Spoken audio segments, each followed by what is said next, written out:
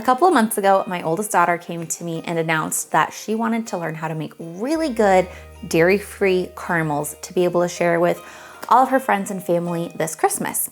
Since she is 7 years old, that meant that I also was going to be learning how to make these amazing dairy-free caramels.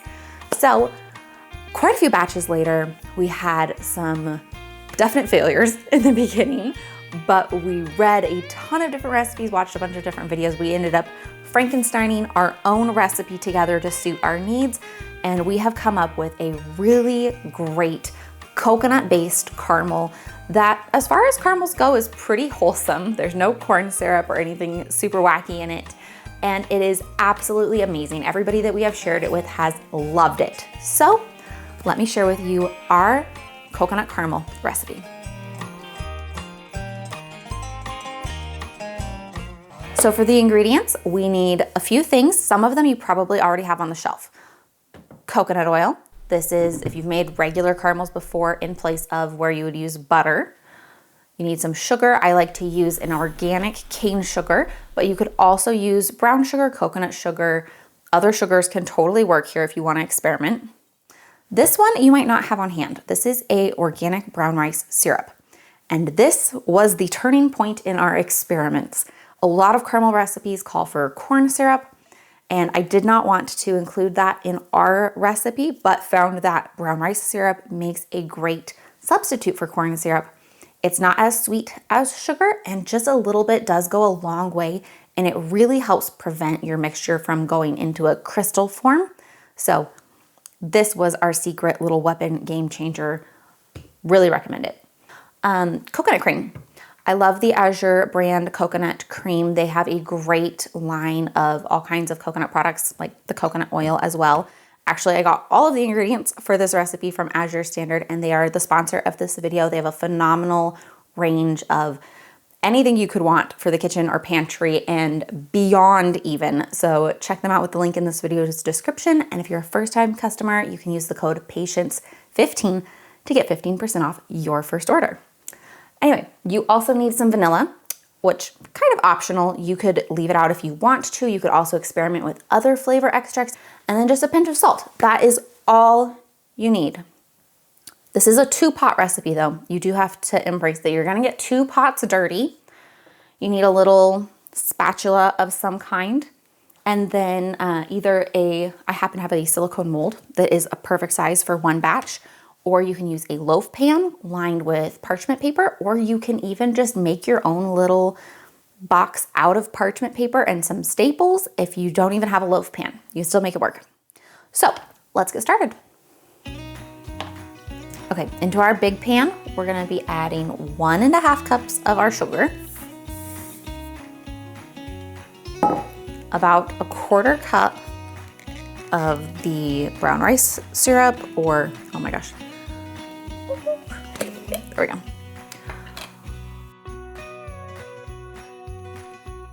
And we're gonna add just a teeny splash of water, just a smidge. This pan, for right now, done. We're gonna go ahead and set it over here. Now into our little secondary pan, we're gonna add an entire can of coconut cream.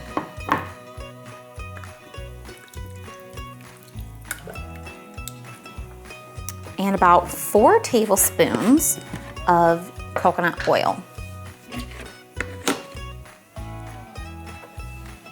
We're also gonna add just a little bit of salt, but I like to hold off on the vanilla for now, and I add that at the very, very end.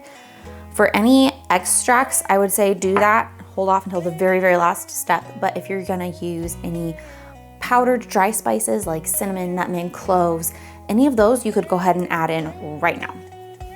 So we're gonna get our cream mixture turned on to low. And then this one we're also gonna get turned on to low. This we are going to stir very diligently until it is melted, and then we're not gonna touch it at all. This one, we just wanna get it warmed up, have everything kind of liquid and combined, and then we're gonna turn it off and just leave it there for later.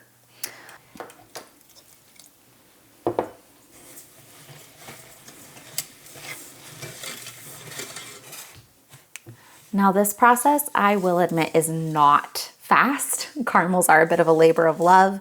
It takes a little while of just standing at the stove top, stirring and waiting and watching. It's not a terribly difficult process, but it is quite time consuming. So it can be tempting to want to crank this up and just get it going faster, but you really want to just give it the time to come up to temperature on its own and just keep stirring and helping that sugar dissolve and melt, and patience will be rewarded, I promise. Okay, our coconut milk and coconut oil mixture is totally melted. It's nice and hot, but not boiling. We don't want to boil it.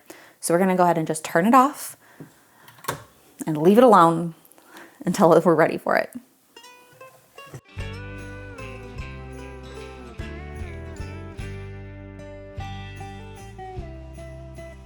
Okay, this is just about right.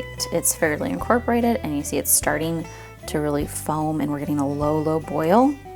Now is the time to stop stirring. A lot of recipes say to go up to 350 degrees at this stage, but I have found trying to get up to 350 degrees is a little bit too much. Like it starts to smoke and it's just on the verge of burnt. I don't get up to 350. I usually get more in the 250, maybe 300 degree range. Also, I'm not using a digital thermometer, so that might not be the most accurate. Whatever the case, I prefer to go off of color at this stage. When it hits kind of a copper penny color, maybe a little bit of an older penny color is what I like flavor-wise and color-wise, but this is somewhat a preference stage from what I've gathered. So right now we just sit and we wait and we watch until it hits the right color.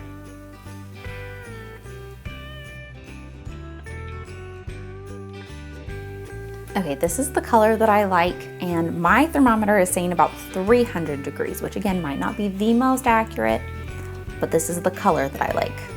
So we're gonna go ahead and get this thermometer out of here, and we're gonna add our milk and oil mixture. It's gonna bubble up and look really crazy and scary, but you just stir like your life depends on it and it'll calm down.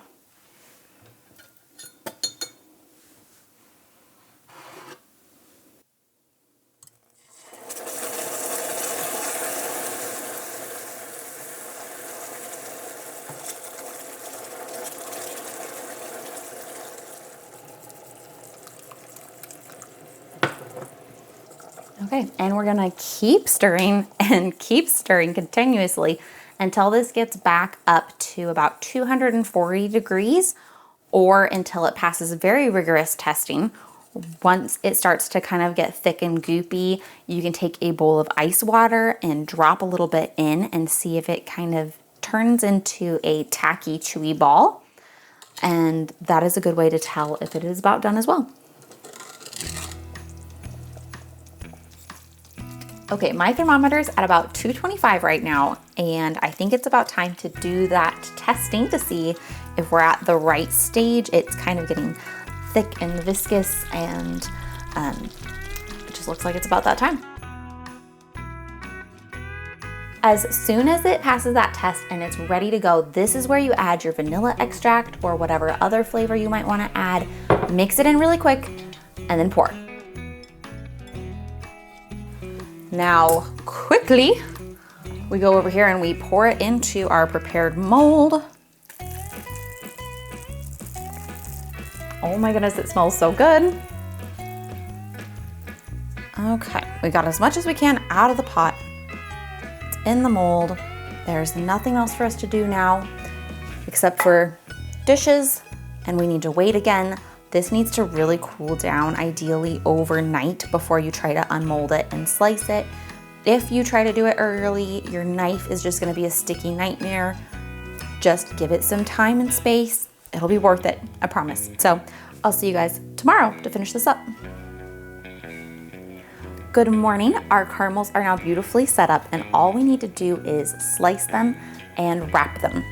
So I like to put a little piece of parchment paper on a cutting board just so that it doesn't stick. And this will pop out fairly easily. There we go.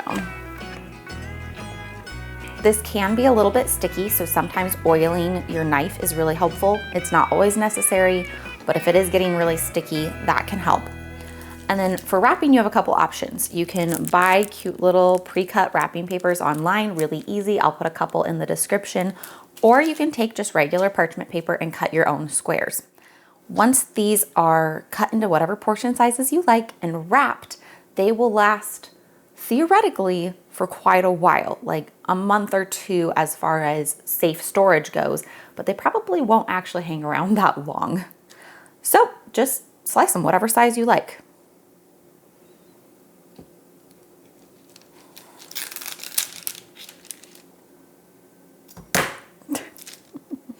And try not to throw them.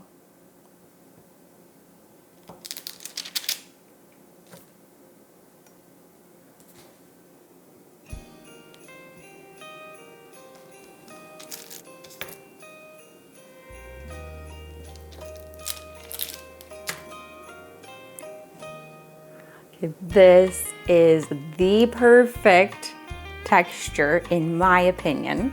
If you want it harder, you would just cook it longer. It's really easy to customize, but this is a really nice, soft, supple, chewy caramel. Oh my gosh.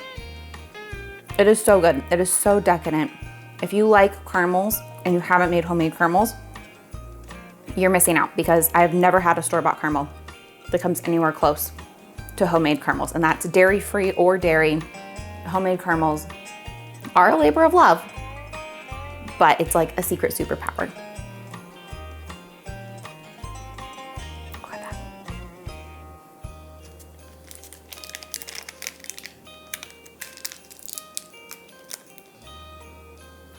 And that is it. These are so fun. They're such a special little treat for either yourself or for gifting. I hope you guys enjoyed this recipe as much as my family has. And I will put a link in the description to a written recipe so that it's easy for you to reference when you go back and make these yourself. If you do give them a try, or if you have a favorite holiday treat or tradition, I'd love to hear about it in the comments. And if you like this video, don't forget to give it a thumbs up, maybe share it with a friend, and subscribe if you have not already. Merry Christmas, everybody. I hope you have a wonderful holiday, and I can't wait to see you next year.